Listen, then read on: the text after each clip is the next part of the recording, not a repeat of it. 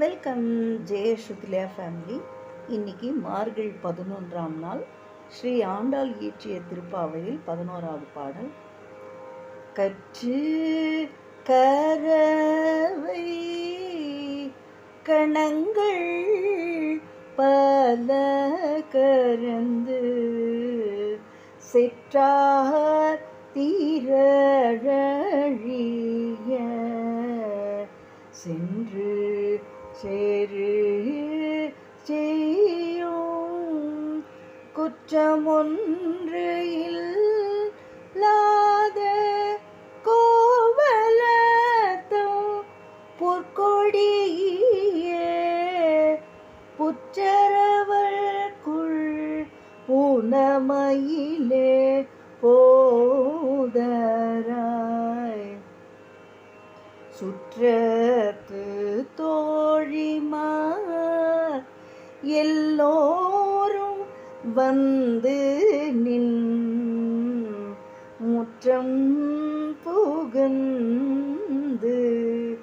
முகில் வண்ணன் பேர் பாட சிற்றாதே பேசாதே செல்வ பெண்டாட்டி நீ எற்று கூறங்கும் பொருளேலோர் எம் ஆவாய். இடையர் கன்றுகளை உடைய கறவை பசு கூட்டங்கள் பலவற்றை பால் கறப்பர். பகைவர்களின் வலிமை அழியும்படி சென்று போர் செய்வர். குற்றம் ஒன்று இல்லாதவர். அவர்களது தங்க கொடி போன்ற பெண்ணே, புற்றில் இருக்கும் பாம்பு போன்ற அல்குலை உடையவளே, காட்டில் திரியும் அழகிய மயில் போன்றவளே, எழுந்து வா. நம் உறவினர்களாகிய தோழிமார் எல்லோரும் வந்து உன் வீட்டு வாசலிலே புகுந்து முகில் வண்ணன் திருநாமத்தை பாடுகின்றோம். செல்வ பெண்ணே, கொஞ்சம் கூட அசையாமலும் பேசாமலும் நீ எதற்காக இவ்வாறு உறங்குகின்றாய்?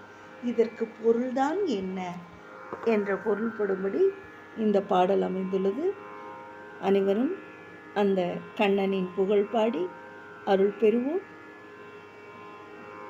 ஓம் நமோ நாராயணாய, ஓம் நமோ நாராயணாய, ஓம் நமோ நாராயணாய. நன்றி, வணக்கம்.